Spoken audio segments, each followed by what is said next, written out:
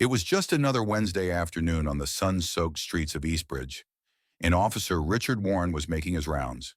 The windows of his patrol car were halfway down, letting in the stale air of a late summer day. Warren had been on the force for over 20 years, and to him, this city hadn't changed much. Sure, there were a few new buildings downtown, and some of the neighborhoods had gentrified, but at its core, it was the same people, the same problems. His radio crackled with static, and he barely paid attention. Most of his focus was on the road ahead, his hands gripping the wheel a little too tightly. Lately, things had been changing, though. Not the city, but the way things were run. And it all started when Samuel Brooks was elected mayor. Brooks, the first black mayor in the city's history, had been making waves with his policies. He talked a lot about community reform and bridging the divide, but Warren wasn't interested in any of that. Soft, Warren muttered under his breath as he cruised past a group of teenagers hanging out on the corner. That's all they want now, soft cops who play nice. His eyes caught sight of a sleek black Mercedes up ahead. The car rolled through the intersection a little too slowly for Warren's liking, and he flipped on his lights. "Here we go," he murmured as he pulled behind the car, signaling for it to pull over. The driver complied, easing the car to a stop by the side of the road. Warren stepped out of his patrol car with a sense of purpose, his hand hovering near his belt. He approached the driver's side window, his eyes scanning the vehicle.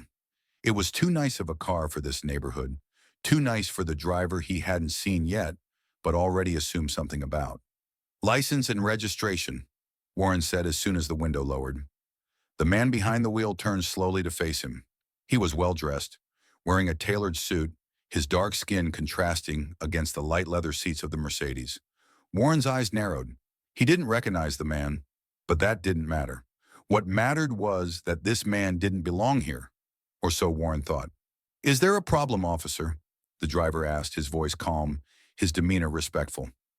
Warren didn't answer right away. Instead, he sized the man up, taking his time before finally speaking. "What are you doing driving this car around here?" The driver's eyes flickered with confusion. "I'm on my way to a meeting." Warren wasn't having it. "A meeting? Around here? Don't make me laugh.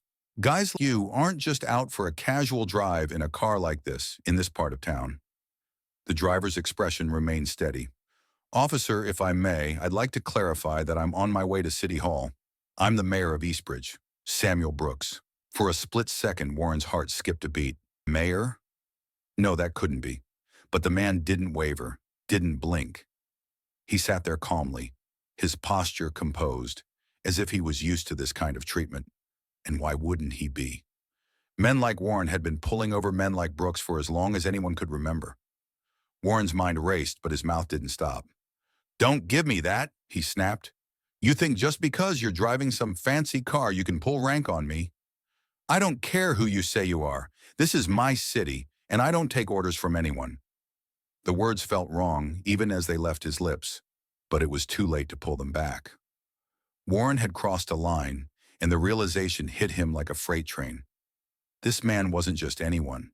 He was the new mayor, sure, but still the mayor. "I am Mayor Brooks," the man repeated, his tone gentle but firm. "And I'd appreciate it if you would reconsider how you're addressing me." There was no anger in Brooks's voice, no sign of retaliation. He wasn't threatening Warren, even though he had every right to. Instead, he seemed to pity him. And somehow, that made it worse. Warren swallowed hard, the weight of his mistake settling into his chest like a stone. The silence between them stretched for what felt like an eternity. Warren's pulse pounded in his ears as he realized that everything was about to come crashing down. It was one of those early autumn mornings when the air was still thick with summer heat, but the leaves on the trees were starting to turn. Officer Richard Warren leaned back in his patrol car, his hands resting on the steering wheel, surveying the world through his windshield with the detached weariness of a man who had seen it all. He had been a cop in Eastbridge for over 2 decades, and in all that time the city hadn't really changed. The buildings were older now, sure, and some of the streets had been repaved, but the people were the same. At least, that's how it felt to him. Warren, in his early 40s, had a face lined with years of hard work, frustration, and resentment. His uniform was pressed, his badge polished, but there was something about the way he carried himself that felt rigid, tired. He believed in the old ways, the way things used to be done, when respect for authority was non-negotiable and cops didn't have to apologize for doing their jobs. These days, though, things were different. Political correctness, they called it. Warren didn't have much time for it. He saw it as a weakness, a softening of the rules that had once kept the streets in check. And the election of Mayor Samuel Brooks, the city's first black mayor, had only made things worse in his eyes. Mayor Brooks had come into office with promises of reform, of building bridges between the community and law enforcement. But to Warren, all that meant was more scrutiny on the police. Warren's radio crackled to life, bringing him back to the present. He adjusted in his seat, half listening to the dispatch, but his attention was caught by something else. A sleek, black Mercedes gliding down the street in the distance. It wasn't the type of car that you normally saw in this part of town, at least not driven by someone who belonged here. Warren's hand moved instinctively to the gear shift. He didn't think twice as he flicked on his lights and pulled out behind the Mercedes, signaling the driver to pull over. It was a routine stop, or at least that's what he told himself. He hadn't seen the driver yet, but he had a feeling about what he would find. The Mercedes slowed and pulled to the side of the road, the driver complying without hesitation. Warren parked behind the car, adjusted his hat, and stepped out of his patrol car. The sun was still rising, casting long shadows across the street, and as Warren approached the Mercedes, he felt the familiar rush of authority. It was his job to keep the streets safe, and sometimes that meant asking questions that people didn't always want to answer. He tapped on the window with 2 fingers, his expression hard, his tone sharp. "License and registration," he said as the window rolled down. Inside the car sat a man, dressed in a charcoal gray suit, his posture relaxed but dignified. He had dark skin, neatly trimmed hair, and an air of calm confidence that seemed to radiate from him. Warren didn't recognize him, but there was something about the way the man looked at him, direct, without fear, that caught Warren off guard. "Is there a problem, officer?" the man asked, his voice steady. Warren narrowed his eyes, sizing the man up. He was used to people being nervous, even afraid when he pulled them over. But this man wasn't nervous at all.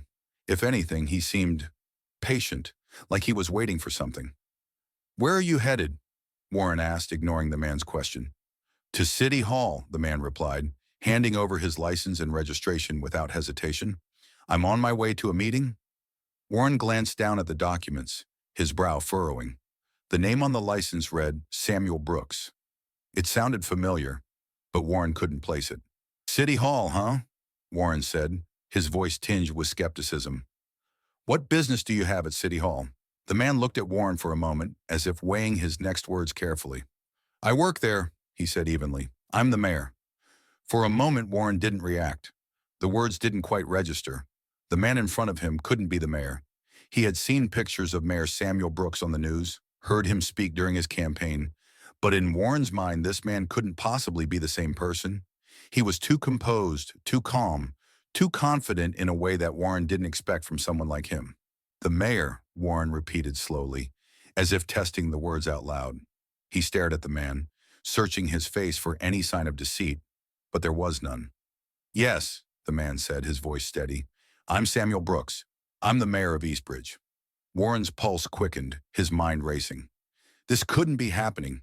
He had just pulled over the mayor, the black mayor no less, and had been about to question him like any other suspect. But instead of backing down, instead of showing any hint of fear or discomfort, this man was standing his ground, asserting his authority without raising his voice. Warren's instinct was to double down, to assert his own authority in return. He had been on the force for over 2 decades. He wasn't going to let some politician, especially one like Brooks, make him feel small. But as he opened his mouth to speak, something stopped him. It wasn't the man's words that stopped Warren. It wasn't even the realization that he had pulled over the mayor. It was something deeper, something that Warren hadn't expected to feel. For the first time in years, Warren felt doubt. It started as a small, uncomfortable feeling in the pit of his stomach, but it grew as he stood there, staring at the man in front of him. This wasn't just any traffic stop. This wasn't just another day on the job. This was different. Warren shifted his weight, glancing down at the license in his hand again. He could feel the man's eyes on him, waiting, but Warren couldn't bring himself to meet his gaze. "I wasn't aware," Warren said finally, his voice quieter than before. "I didn't realize who you were." Mayor Brooks didn't respond right away. He seemed to study Warren for a moment, his expression thoughtful.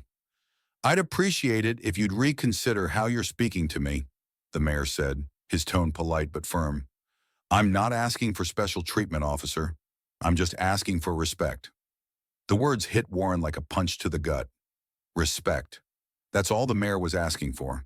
Something that should have been given freely without question. And yet Warren had hesitated. He had assumed things about this man, just as he had assumed things about so many others before him. Warren cleared his throat, trying to regain his composure. "I'll let you be on your way, Mayor Brooks," Warren said, handing the documents back. "Sorry for the inconvenience." Brooks accepted the papers, his gaze still steady. "Thank you, officer," he said, his voice calm, but carrying the weight of someone who had been through this kind of encounter far too many times. "And good day." Warren stepped back, watching as the mayor rolled up his window and drove away. The black Mercedes disappeared down the street, leaving Warren standing there alone, the sound of the city humming around him. For a long moment, Warren didn't move. He just stood there, staring down the empty street, his mind racing. He had expected to feel anger, maybe even defiance after an encounter like this. But instead, he felt something different, something that unsettled him in a way he couldn't quite explain. He felt shame. The video of Officer Warren pulling over Mayor Brooks was short, barely 2 minutes long, but it contained enough to spark a wildfire. Within hours of the video being posted, it had been shared across every major social media platform, racking up hundreds of thousands of views. By the next day, it was on the front page of every local news website, and national outlets began picking up the story. The video showed everything. The moment Warren approached the car, the condescending tone in his voice as he demanded to know what business Brooks had driving a luxury car in that part of town. It captured the flash of recognition in Warren's eyes when Brooks told him who he was, and the awkward, fumbling apology that followed. But more than anything, the video captured the quiet dignity of Mayor Brooks, who never raised his voice, who never showed an ounce of fear, despite the aggression and insults being hurled at him. People reacted just as quickly as the video spread. Some were outraged, calling for Warren's immediate firing and demanding police reform. Others defended him, saying that the mayor had been disrespectful, that Warren had just been doing his job. The city was split, with lines being drawn more sharply by the minute. In the mayor's office, Samuel Brooks sat at his desk, watching the video for what must have been the 10th time that morning. His hands rested on the polished wood surface, and his expression was unreadable as he stared at the screen. He had known that being the city's first black mayor would come with its challenges. He had known that there would be moments like this, moments where his race would be used as a weapon against him, but knowing it hadn't made it any easier to experience.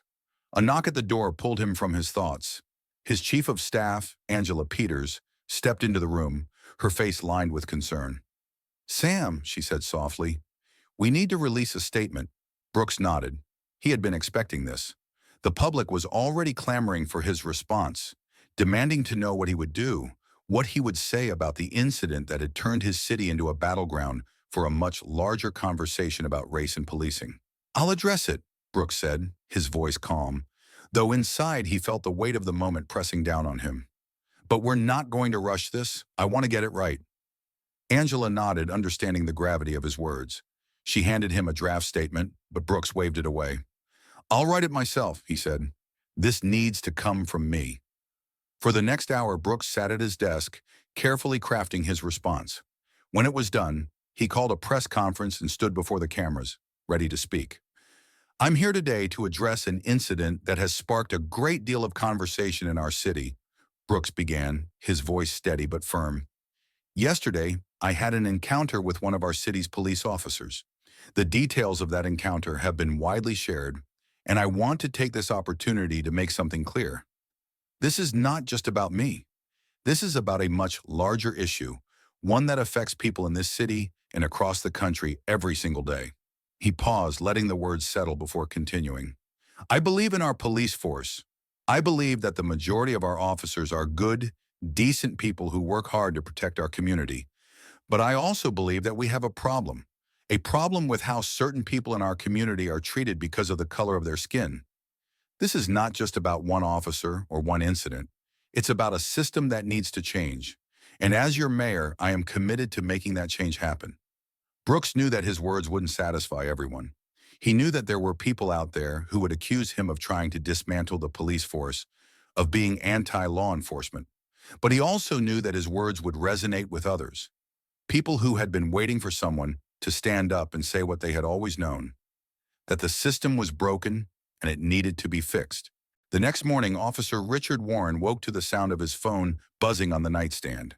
His eyes were heavy and his head pounded with the remnants of last night's whiskey. He had gone to bed early, hoping to escape the gnawing pit of anxiety that had settled in his stomach ever since he pulled over the mayor. He hadn't slept much, though.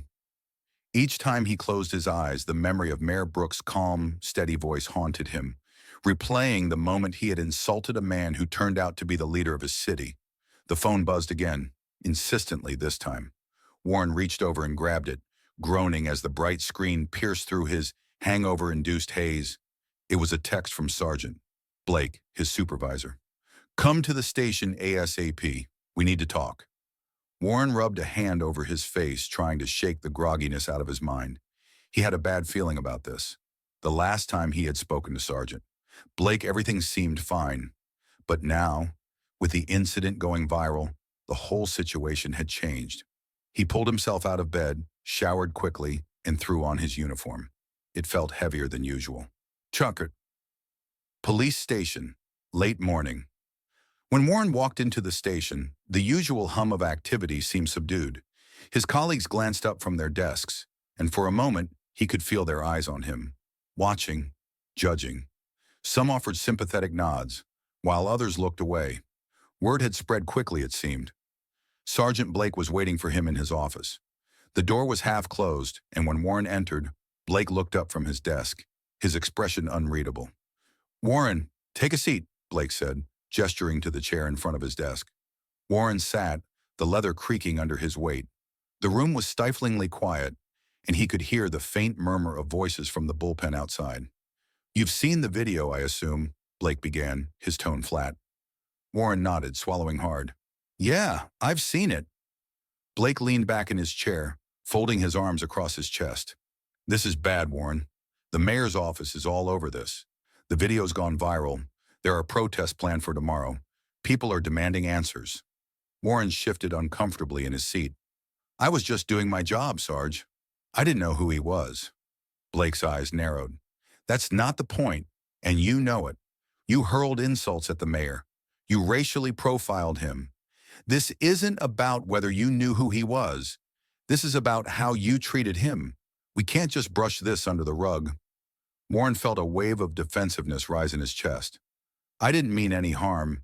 I was doing what I thought was right at the time." Blake sighed, his shoulders sagging. "Look, Warren, I know you've been on the force for a long time. I know you're not a bad cop, but this is bigger than just you. The public is outraged, and the department can't afford to ignore this. The mayor himself is handling this with more grace than we deserve, but we've got to do our part." There was a pause, and Warren knew what was coming next. "We're putting you on administrative leave," Blake said, "effective immediately. Internal Affairs is going to investigate, and there will be a hearing to determine what happens next. In the meantime, I need you to stay out of the spotlight. Keep your head down. Don't make this worse than it already is." Warren sat there for a moment, his mind reeling. Administrative leave. It wasn't a firing, but it felt close enough. His career, everything he had worked for, was suddenly hanging by a thread. And for what? A moment of frustration? A few careless words? He stood up slowly, nodding. "Understood." Blake's expression softened. "Look, Warren, I know this is tough. Just take some time to think. We'll get through this. But right now, the department's hands are tied." Warren left the station without another word, his mind buzzing with a mixture of anger, shame, and disbelief. He had been in tight spots before, but nothing like this. This was different. This felt like the beginning of the end. That night, Warren sat in the darkened living room of his house, a beer in hand, staring at the muted television. The news was still running stories about the incident, clips of the viral video, interviews with local activists, footage of protests forming outside City Hall. His wife, Lisa, had gone to bed early, avoiding him. She hadn't said much to him since the video went viral. His two kids had given him strange looks at the dinner table, clearly sensing the tension in the house. Warren took a long sip of his beer, his mind wandering back to that moment in front of the mayor. It had been so quick, so unexpected. He hadn't meant for things to get out of hand, but they had, and now his whole life was unraveling because of it. He picked up his phone, his finger hovering over the screen. He wanted to call Jim, one of his old friends from the force, someone he could vent to, someone who might understand. But he stopped himself. Jim had retired years ago, and the last time they spoke, it was clear that Jim had changed. He had gotten involved with some community outreach program, started talking about the need for reform in the department. Warren had brushed it off back then, thinking Jim had gone soft. But now, maybe Jim had seen something Warren hadn't. Warren put the phone down and stared at the screen again. The news anchor was talking about Mayor Brooks' latest statement, a calm, measured call for peace and unity in the face of growing tensions. The mayor wasn't calling for Warren's head, he wasn't inciting the protests, but he wasn't backing down either. And somehow that made Warren feel worse. While Warren spiraled in his own thoughts, Mayor Samuel Brooks sat at his desk in City Hall, staring out at the crowd gathered below. The protest had been peaceful so far, but the tension in the air was palpable. People were angry at the police, angry at the system, angry at years of injustice that had built up to this moment. Brooks understood their anger. He felt it too, deep down. But he also knew that anger, unchecked, could destroy everything they were trying to build. Brooks had spent the last 48 hours trying to navigate the situation with as much care as possible. He had given interviews, spoken at community meetings, and urged his staff to stay calm and focused.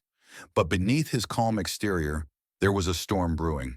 This wasn't the first time he had faced racism, and it certainly wouldn't be the last. But being on the receiving end of it in such a public, humiliating way, it had shaken him in a way he hadn't expected. As a black man in America, Brooks had learned to navigate the world carefully, to pick his battles, to keep his head down when necessary. But now, as the mayor of Eastbridge, he didn't have the luxury of keeping his head down. He had to stand tall, not just for himself, but for the people who looked up to him, the people who saw him as a symbol of change, of progress. There was a knock at the door, and Brooks turned to see Angela Peters, his chief of staff, standing in the doorway. "They're ready for you, Sam," she said softly, nodding toward the crowd outside. Brooks nodded, standing up and smoothing down the front of his suit. He took a deep breath, steeling himself for what was to come. As he walked toward the balcony, he could hear the hum of the crowd grow louder. When he stepped out into the cool evening air, the noise swelled, but there was no anger directed at him. The crowd respected him, looked to him for guidance. He raised a hand, and slowly the crowd quieted. Brooks leaned into the microphone, his voice steady and calm. "I want to thank you all for being here tonight," he began, his eyes scanning the faces below. "I know these last few days have been difficult. I know many of you are feeling angry, frustrated, and hurt. And I share those feelings with you." There was a murmur of agreement from the crowd. "But I also believe that we have here an opportunity to do something more than just react.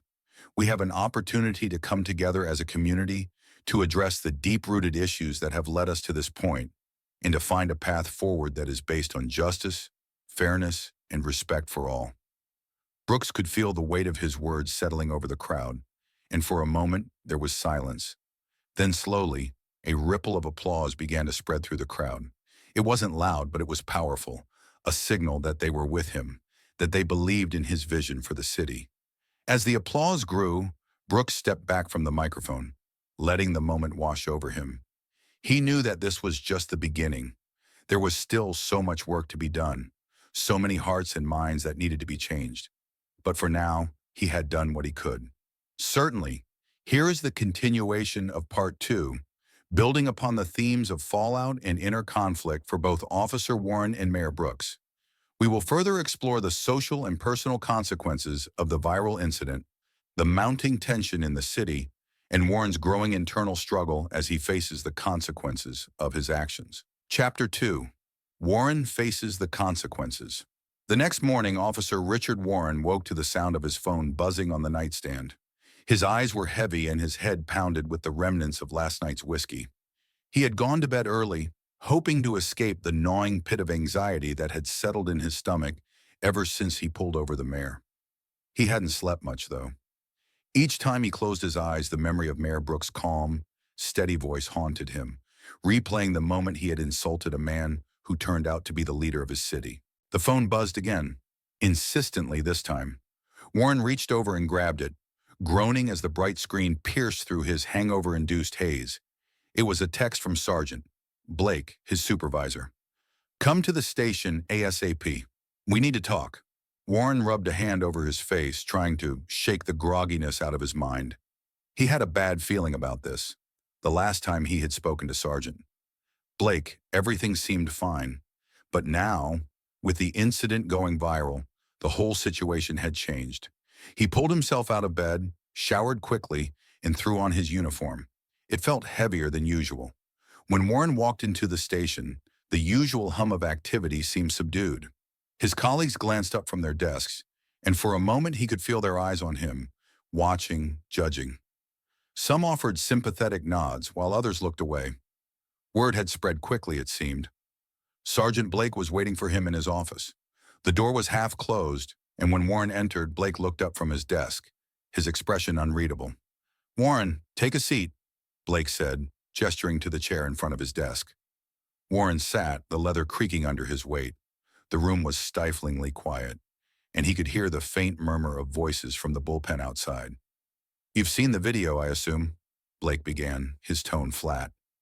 Warren nodded, swallowing hard. "Yeah, I've seen it." Blake leaned back in his chair, folding his arms across his chest. "This is bad, Warren. The mayor's office is all over this. The video's gone viral. There are protests planned for tomorrow. People are demanding answers." Warren shifted uncomfortably in his seat. "I was just doing my job, Sarge. I didn't know who he was."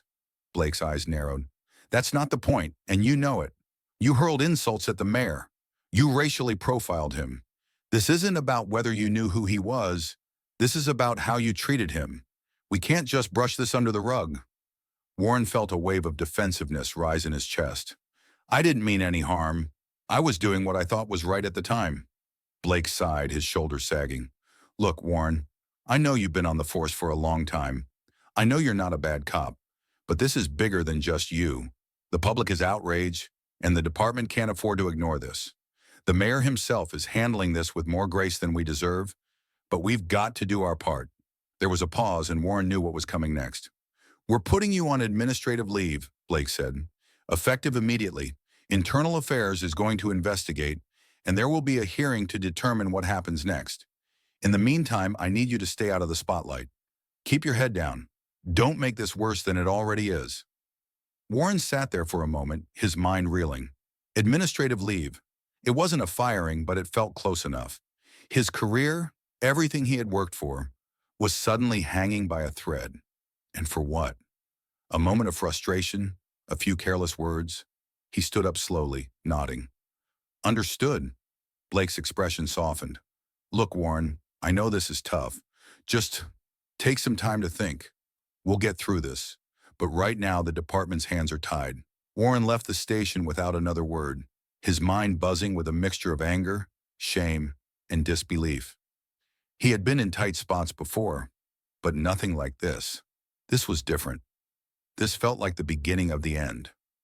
That night, Warren sat in the darkened living room of his house, a beer in hand, staring at the muted television. The news was still running stories about the incident, clips of the viral video, interviews with local activists, footage of protests forming outside City Hall. His wife, Lisa, had gone to bed early, avoiding him. She hadn't said much to him since the video went viral. His two kids had given him strange looks at the dinner table, clearly sensing the tension in the house. Warren took a long sip of his beer, his mind wandering back to that moment in front of the mayor. It had been so quick, so unexpected. He hadn't meant for things to get out of hand, but they had, and now his whole life was unraveling because of it. He picked up his phone, his finger hovering over the screen. He wanted to call Jim, one of his old friends from the force, someone he could vent to, someone who might understand. But he stopped himself. Jim had retired years ago, and the last time they spoke, it was clear that Jim had changed. He had gotten involved with some community outreach program, started talking about the need for reform in the department. Warren had brushed it off back then, thinking Jim had gone soft. But now, maybe Jim had seen something Warren hadn't. Warren put the phone down and stared at the screen again. The news anchor was talking about Mayor Brooks's latest statement, a calm, measured call for peace and unity in the face of growing tensions. The mayor wasn't calling for Warren's head. He wasn't inciting the protests, but he wasn't backing down either. And somehow that made Warren feel worse. While Warren spiraled in his own thoughts, Mayor Samuel Brooks sat at his desk in City Hall, staring out at the crowd gathered below. The protest had been peaceful so far, but the tension in the air was palpable. People were angry at the police, angry at the system, angry at years of injustice that had built up to this moment. Brooks understood their anger. He felt it too, deep down.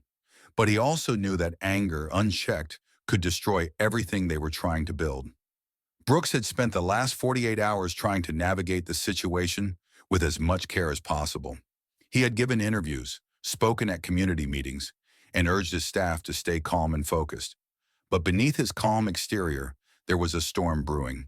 This wasn't the first time he had faced racism, and it certainly wouldn't be the last.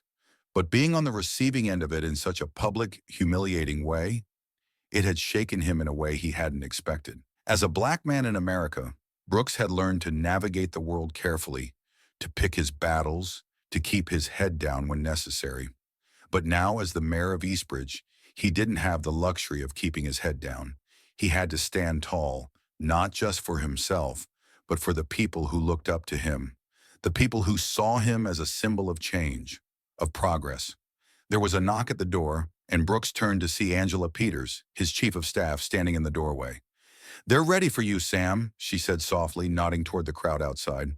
Brooks nodded, standing up and smoothing down the front of his suit. He took a deep breath, steeling himself for what was to come. As he walked toward the balcony, he could hear the hum of the crowd grow louder. When he stepped out into the cool evening air, the noise swelled, but there was no anger directed at him. The crowd respected him, looked to him for guidance. He raised a hand, and slowly the crowd quieted. Brooks leaned into the microphone, his voice steady and calm. "I want to thank you all for being here tonight," he began, his eyes scanning the faces below. "I know these last few days have been difficult. I know many of you are feeling angry, frustrated, and hurt, and I share those feelings with you." There was a murmur of agreement from the crowd. "But I also believe that we have an opportunity here, an opportunity to do something more than just react. We have an opportunity to come together as a community, to address the deep-rooted issues that have led us to this point, and to find a path forward that is based on justice, fairness, and respect for all." Brooks could feel the weight of his words settling over the crowd, and for a moment there was silence. Then slowly a ripple of applause began to spread through the crowd. It wasn't loud, but it was powerful, a signal that they were with him, that they believed in his vision for the city. As the applause grew, Brooks stepped back from the microphone, letting the moment wash over him. He knew that this was just the beginning. There was still so much work to be done, so many hearts and minds that needed to be changed. But for now, he had done what he could.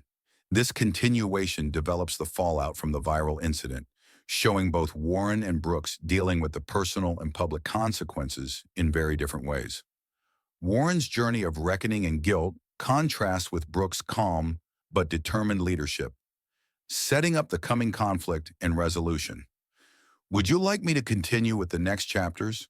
Or is there anything you'd like to adjust in terms of tone, pace, or focus? Let me know how you'd like to proceed. The next few days passed in a blur for Officer Warren. The world outside his house had become hostile territory. Reporters camped out on his street, cameras flashing as soon as anyone from his family stepped outside. Neighbors who had once waved politely now kept their distance, whispering to each other as they passed his house. The weight of the situation grew heavier with each passing hour, and there was nothing he could do but wait. Warren had never felt so powerless in his life. For years, he had been the one in control. He had been the one enforcing the law, the one making decisions on the spot. But now everything was out of his hands. The department had made it clear he was on leave, pending an internal investigation, and that investigation would determine whether he kept his badge or not. The Internal Affairs Office was located on the second floor of the police station, tucked away behind frosted glass doors. It was a part of the building that most officers avoided if they could. It wasn't a place for camaraderie or the usual banter that filled the rest of the station. It was a place for investigations, for hard questions, and uncomfortable truths. Warren sat in the small, windowless interview room, his hands clasped tightly on the table in front of him. Across from him sat Chief Thompson, a tall, lean man in his 50s with a sharp, no-nonsense expression. He had been with the department for almost as long as Warren, but there was no hint of familiarity in his eyes now. This wasn't a conversation between colleagues. This was an official interrogation. Also in the room was Officer Rebecca Lopez, a junior investigator from Internal Affairs who sat quietly, her eyes focused on the laptop in front of her, ready to transcribe everything that was said. "Officer Warren," Thompson began, his voice calm but firm, "you're here today to provide your account of the incident involving Mayor Samuel Brooks. This is a formal interview, and anything you say can be used in the investigation. Do you understand?" Warren nodded. "Yes, sir." Thompson leaned back in his chair, his eyes narrowing slightly as he studied Warren. "Let's start from the beginning. Why did you pull over Mayor Brooks?" Warren took a deep breath, trying to steady his nerves. "I didn't know it was the mayor at the time," he said. "I saw a car, a black Mercedes, driving through a part of town where that kind of car doesn't usually belong. It looked suspicious to me, so I decided to pull it over." Thompson raised an eyebrow. "Suspicious how?" Warren hesitated. "Well, it's not common to see a luxury car like that in that area. I thought maybe it was stolen." "And you base that assumption solely on the type of car and the location?" Thompson asked, his voice carefully neutral. Warren shifted in his seat, feeling the weight of the question. "Yes," he admitted, his voice quieter now. Thompson glanced down at the file in front of him, flipping through the pages. "According to the video, once you approached the vehicle, you made several comments that were deemed inappropriate. You questioned Mayor Brooks' presence in the area, and you hurled insults that many have described as racially charged. What do you have to say about that?" Warren's mouth went dry. He had been dreading this part of the conversation. The video didn't lie. His words were there for the whole world to see, and no matter how much he wanted to take them back, he couldn't. "I was frustrated," Warren said, his voice barely above a whisper. "I didn't realize who he was, and I let my temper get the best of me." Thompson's gaze didn't waver. "This isn't the first time we've received complaints about your behavior, Warren. We've had several reports over the years from citizens, mostly people of color, who claim you've treated them unfairly or with hostility. Would you care to explain that?" Warren felt a cold sweat break out on his forehead. He had known this was coming, but that didn't make it any easier to face. "I've always tried to do my job the best way I know how," he said slowly. "Sometimes that means being tough, being firm, but I never meant to hurt anyone." Thompson leaned forward slightly, his eyes sharp. "Intent doesn't always matter, Warren. What matters is the impact. What matters is how your actions affect the people you're supposed to be protecting." There was a long silence in the room, the weight of Thompson's words hanging in the air like a thick fog. Warren's heart pounded in his chest, and for the first time, he found himself questioning everything.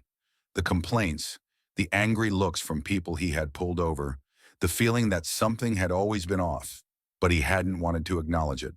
Had he been part of the problem all along? Thompson stood up, signaling the end of the interview. "This investigation is ongoing, and we'll be reviewing all the evidence, including your past behavior. You'll be notified when a decision has been made. Until then, I suggest you take some time to reflect on your actions." Warren nodded mutely, standing as well. As he left the room, the door closing softly behind him, he felt a growing sense of dread. The investigation was far from over, and the more he thought about it, the more he realized that his career and his reputation might never recover. While Warren dealt with the investigation, the city of Eastbridge was teetering on the edge. What had started as a few small gatherings of protesters outside City Hall had grown into something much larger. By the end of the week, the streets were filled with people, some holding signs in support of Mayor Brooks and calling for police reform. others holding signs that defended Officer Warren and the police department. The divide in the city had never been more apparent. What had once been a quiet, peaceful community was now a battleground for two opposing ideologies.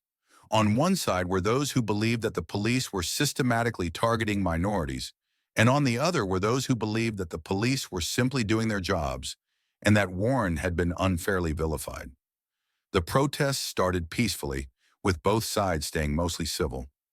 But as the days went on, the tension began to rise. Heated arguments broke out between the two groups, and there were reports of small skirmishes in various parts of the city. The media picked up on these incidents, broadcasting images of angry crowds clashing in the streets, further inflaming the situation. Mayor Brooks watched all of this unfold with a heavy heart. He had always believed in the power of peaceful protest, in the ability of the people to demand change without resorting to violence. But now as he saw the city he loved being torn apart, he couldn't help but feel a sense of helplessness. He had tried to calm the situation, had called for unity and understanding, but it seemed like no one was listening. Brooks stood at the top of the steps of City Hall, looking out over the sea of protesters. The sun was setting, casting a golden glow over the crowd, but there was nothing peaceful about the atmosphere. The air was thick with tension, the shouts from both sides growing louder as the night wore on. Angela Peters stood beside him, her face drawn with worry. "It's getting worse, Sam," she said quietly. "The police are on edge, and the protesters. I'm afraid this could spiral out of control." Brooks nodded, his jaw tight. He had seen this coming. The city was a powder keg, and it was only a matter of time before something sparked an explosion. "I'm going to address them," Brooks said, stepping forward. Angela grabbed his arm, her eyes wide with concern. "Sam, are you sure that's a good idea? The crowd is volatile right now. We don't know how they'll react." "I have to try," Brooks said, pulling away from her. "If I don't, who will?" He made his way down the steps, moving toward the barricades that separated the protesters from the police. As he approached, the crowd grew quieter, a ripple of recognition spreading through the sea of faces. Brooks raised his hand, calling for silence. "Please," he said, his voice carrying over the crowd. "I need you all to listen to me." The protesters on both sides fell silent, their eyes locked on the mayor. The tension in the air was palpable, but for the first time in days there was a sense of hope. Just maybe this man could bring them together. "I understand your anger," Brooks continued, his voice steady. "I understand your frustration, but this is not the way. We cannot solve this problem by tearing each other apart. We cannot find justice through violence or hatred." There was a murmur of agreement from the crowd, but there were also angry shouts from the back. Some of the protesters weren't ready to listen. They had been hurt too many times, had been ignored for too long. To them, words were no longer enough. Brooks pressed on, his voice growing stronger. "I am committed to making real change in this city. I am committed to reforming the police department, to addressing the issues of racial profiling and systemic injustice. But I need your help. I need your support. We must stand together if we are going to move forward." The crowd seemed to relax, the tension slowly ebbing away. Brooks could see the hope in their eyes, the belief that maybe things could change. But just as he was about to step back, a loud crack echoed through the air. Officer Warren sat in his living room, watching the protest on the news. He had been glued to the television for hours, unable to look away as the city he had served for so long unraveled before his eyes. The camera zoomed in on Mayor Brooks, who was addressing the crowd, his voice calm and reassuring. Warren watched in silence, his mind a whirlwind of conflicting emotions. He had never liked Brooks, not personally anyway. He had always seen him as a politician, someone who didn't understand what it was like to be a cop, to walk the streets and deal with the day-to-day dangers. But now, as he watched the mayor speak, Warren couldn't help but feel a grudging respect for the man. Brooks was doing something that Warren could never do. He was standing in the middle of a storm, trying to calm the winds, trying to bring people together. And somehow, despite everything, it seemed like he might actually succeed. But then, without warning, a gunshot rang out. Warren's heart skipped a beat as the camera zoomed in on the chaos that followed. The crowd erupted into panic, people screaming and running in all directions. The camera panned wildly, trying to capture the scene, but it was impossible to see where the shot had come from. Warren's stomach twisted in knots as he watched the scene unfold, his mind racing. This was it. This was the moment he had feared. The city was going to explode, and there was nothing anyone could do to stop it. The shot heard around the city changed everything. In the days that followed, Eastbridge descended into chaos. The protests that had started peacefully devolved into riots. Buildings were set on fire, businesses were looted, and the streets became a battleground between the police and the people. The tension that had been building for weeks finally boiled over, and there was no turning back. For Officer Warren, the chaos outside his home mirrored the turmoil inside his own heart. As he watched the city burn, he couldn't shake the feeling that he had played a role in all of this. He had been the spark that lit the fire. His actions, his words, had set this chain of events into motion, and now he was powerless to stop it. Warren spent hours each day pacing his house, his mind racing. He replayed the moment he had pulled over Mayor Brooks, the way he had spoken to him, the way he had treated him. At the time, it had felt justified. At the time, it had felt like he was just doing his job. But now he wasn't so sure. In the quiet of his home, away from the chaos outside, Warren began to confront the uncomfortable truth that he had spent years avoiding. He had always seen himself as a good cop, someone who was just trying to keep the peace to maintain order. But maybe he hadn't been as good as he thought. Maybe in his desire to maintain control, he had crossed lines that shouldn't have been crossed. Maybe he had let his own biases cloud his judgment. It wasn't an easy realization to come to. For years, Warren had prided himself on being tough, on being the kind of cop who didn't take any crap from anyone. But now, as he looked back on his career, he saw the cracks in that tough exterior. He saw the people he had hurt, the mistakes he had made, and he realized that if he wanted to move forward, if he wanted to redeem himself, he would have to confront those mistakes head on. A week after the shooting, Warren found himself standing outside a community center in the heart of Eastbridge. It wasn't a place he had ever spent much time in before. As a cop, he had always seen the community center as a place where troublemakers gathered, a place where people who didn't respect the law went to complain about the police. But now it was different. Warren had heard that the community was holding a meeting to discuss police reform, and for some reason he couldn't quite explain, he had decided to come. He wasn't there as a cop. He was there as a man who needed answers, who needed to understand what had gone wrong. As he stepped inside, he was met with wary glances from the people gathered in the room.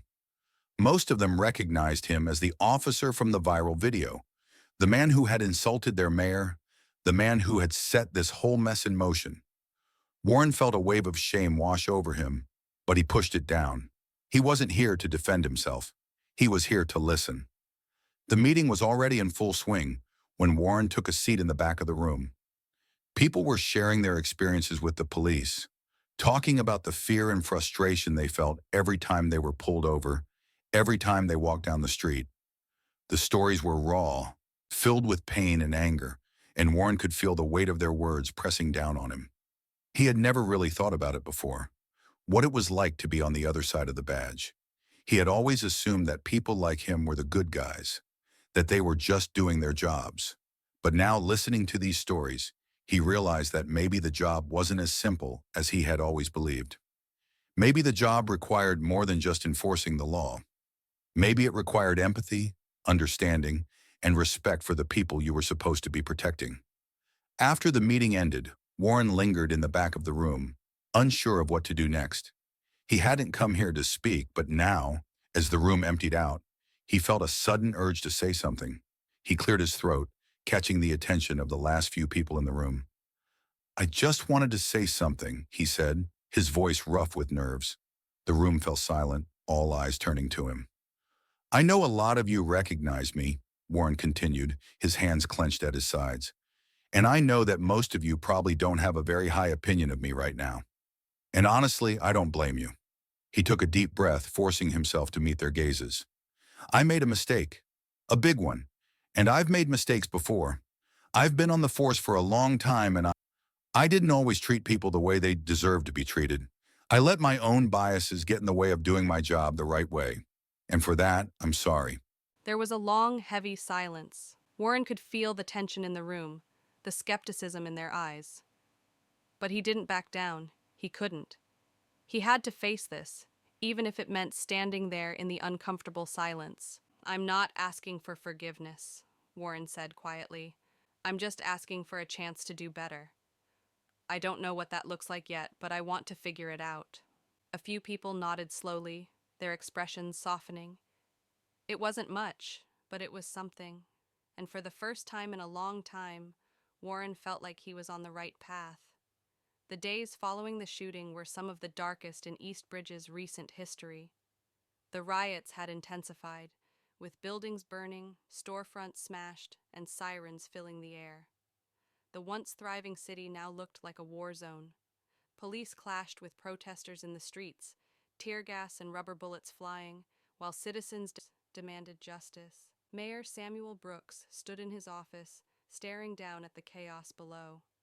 The weight of the city's unrest pressed heavily on his shoulders. He had tried so hard to keep the peace, to bring people together, but the tension had spiraled out of control. Now, all he could see was the division, the distrust between the police and the people they were sworn to protect. "Mayor Brooks," Angela's voice interrupted his thoughts. She stepped into his office, her expression grave. "The city council wants to meet. They're concerned about the growing unrest." Brooks turned away from the window, rubbing the bridge of his nose. "Concerned? The city is on fire, Angela. It's beyond concern at this point. It's a crisis." Angela nodded. "I know, but they're pushing for a more aggressive response. They want to bring in the National Guard." Brooks shook his head. "That's not going to solve anything. It'll only make things worse. More force isn't what we need right now." "But we need to do something," Angela said, her voice tight with urgency. "If we don't get control of the situation soon, this could destroy everything you've worked for." Brooks knew she was right, but the idea of escalating the violence, of meeting anger with more aggression, made his stomach churn. He had been elected to lead, to unite, not to further the divide. But as the fires raged on, it seemed like the city was slipping through his fingers. He had always believed in the power of dialogue, in the strength of community. But now, as he stood at the edge of what felt like an abyss, he wondered if dialogue was enough, if community was enough. "I'll meet with the council," Brooks said finally. "But we're not bringing in the guard. We need to focus on de-escalation.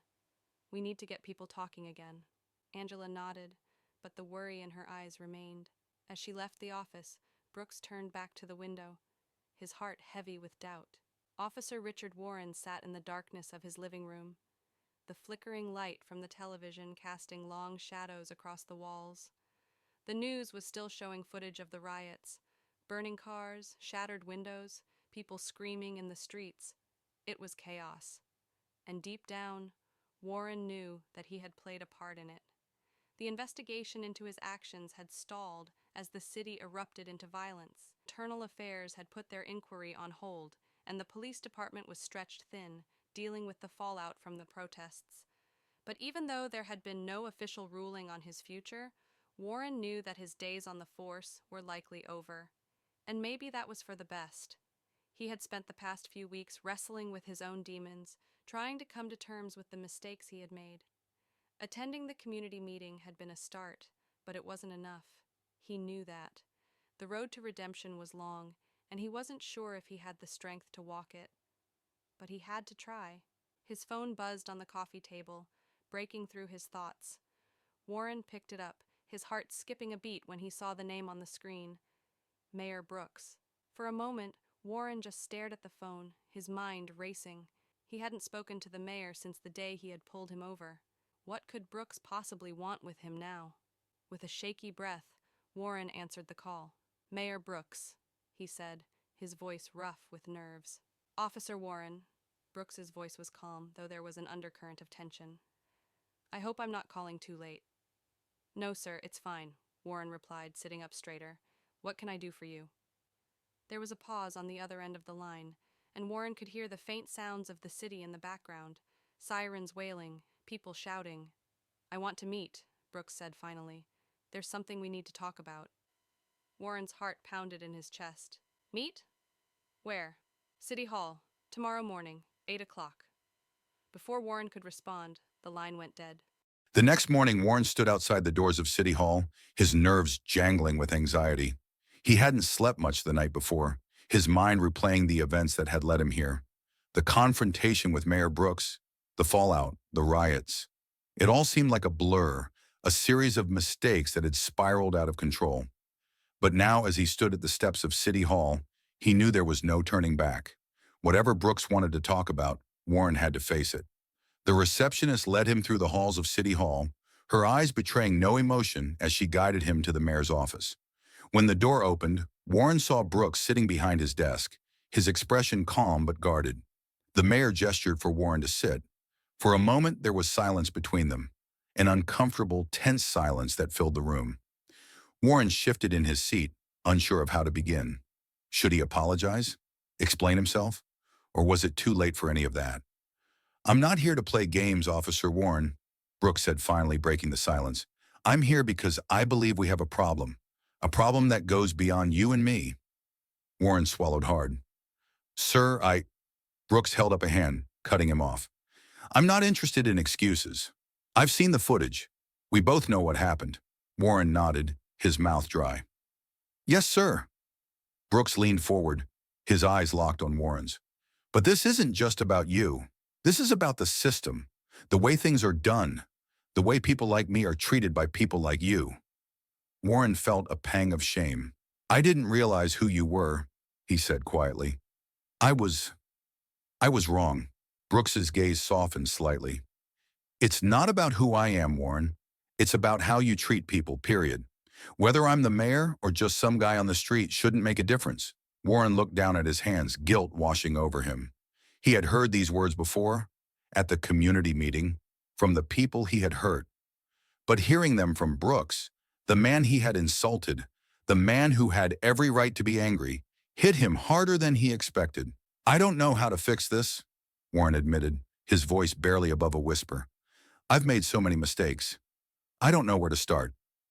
Brooks leaned back in his chair, his expression thoughtful. "It's not going to be easy, but it starts with acknowledging the problem. It starts with accountability." Warren nodded, his throat tight with emotion. "I'm willing to do whatever it takes," he said quietly. "I want to make this right." For a moment, Brooks was silent, his eyes studying Warren carefully. Then slowly, he nodded. "We need reform, Warren, and we need people like you to be part of that reform. People who have seen the problem from the inside. People who are willing to change." Warren looked up, hope flickering in his chest. "What do you need me to do?" The weeks that followed marked the beginning of a new chapter for both Officer Warren and Mayor Brooks. The city of Eastbridge had started to recover from the riots, though the scars of the unrest were still visible. Burnt-out buildings, boarded-up windows, and the lingering tension between the police and the community remained as reminders of the turmoil. But beneath the surface, something had shifted. Warren, no longer an officer on active duty, had taken on a new role, one he never expected to find himself in. He had joined a task force created by Mayor Brooks to address police reform, working alongside community leaders, activists, and former colleagues to reshape the relationship between the police and the people they served. At first, Warren had been met with skepticism. Many of the activists on the task force didn't trust him, didn't believe that a man who had once embodied the very system they were fighting against could change. But as the weeks went on, Warren proved that he was serious about his redemption.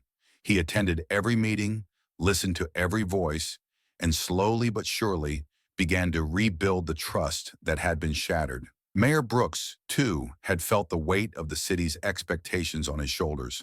The unrest had pushed him to the brink, but it had also given him the opportunity to make real, lasting change. He worked tirelessly to implement new policies aimed at improving transparency and accountability within the police department. Body cameras were made mandatory for all officers, and a new community oversight board was established to review complaints of police misconduct. It wasn't easy. There were still those who resisted the changes, both within the police department and the city council. But Brooks pushed forward, knowing that the future of the city depended on it. One afternoon, Warren found himself back at the community center, the same place where he had first confronted his own failings. But this time, things were different. This time, he wasn't there as a man seeking redemption. He was there as someone who was helping to make a difference. He stood at the front of the room addressing a group of young recruits, men and women who were just starting their careers in law enforcement. As he looked out at their eager faces, Warren felt a sense of hope he hadn't felt in a long time. "I've made a lot of mistakes in my life," Warren began, his voice steady, "and I'm not here to tell you that I've got it all figured out. But what I can tell you is this. Being a cop isn't just about enforcing the law. It's about serving the people. It's about treating everyone with respect, no matter who they are or where they come from." The recruits listened intently, their eyes locked on Warren. He had their full attention, not because of his rank or his experience, but because they could see that he was speaking from the heart. "We've got a long way to go," Warren continued, "but if we work together, if we listen to the people we serve, we can make this city better. We can make this job better, and we can make ourselves better." When Warren finished speaking, there was a moment of silence, followed by a ripple of applause. It wasn't loud or enthusiastic, but it was genuine. And for Warren, that was enough. Later that evening, Warren met with Mayor Brooks in his office. The two men sat across from each other, the tension that had once defined their relationship now replaced with mutual respect. "You've done good work, Warren," Brooks said, leaning back in his chair. "The task force has made real progress." Warren nodded, a small smile tugging at the corner of his lips. "It's been tough, but it's worth it. I never thought I'd be on this side of things." Brooks chuckled softly. "Life has a way of surprising us, doesn't it?" Warren looked out the window, the city skyline glowing in the fading light. "Yeah, it does." For a moment, the two men sat in comfortable silence, each reflecting on the journey that had brought them here. They had both been tested, by the city, by the system, by each other. But they had come out the other side stronger, more determined to make a difference. "Thank you, Mayor," Warren said quietly, his voice filled with sincerity, "for giving me a chance to make things right." Brooks smiled, a warmth in his eyes that hadn't been there before. "Thank you, Warren, for being willing to change." The city of Eastbridge still had a long way to go. The wounds left by the unrest hadn't fully healed, and there was still work to be done. But there was hope that things could be better, that the city could move forward. Officer Richard Warren had found his redemption, not through grand gestures or public apologies, but through the quiet, steady work of rebuilding trust. He had learned that change wasn't easy and that it didn't happen overnight. But he had also learned that it was possible as long as you were willing to confront your mistakes and do the hard work of making amends. Mayor Samuel Brooks had faced one of the greatest challenges of his career, but he had come through it with his integrity intact. He had shown the city that leadership wasn't just about power. It was about listening, about understanding, and about doing what was right, even when it was hard. Together, Warren and Brooks had started the process of healing their city, and while the road ahead was still long and uncertain, they both knew that they were on the right path. As the sun set over Eastbridge, casting the city in a warm, golden light, Warren and Brooks stood side by side, looking out at the future they were building. It wouldn't be easy, but it would be worth it, because in the end, redemption was never about erasing the past. It was about creating a better future.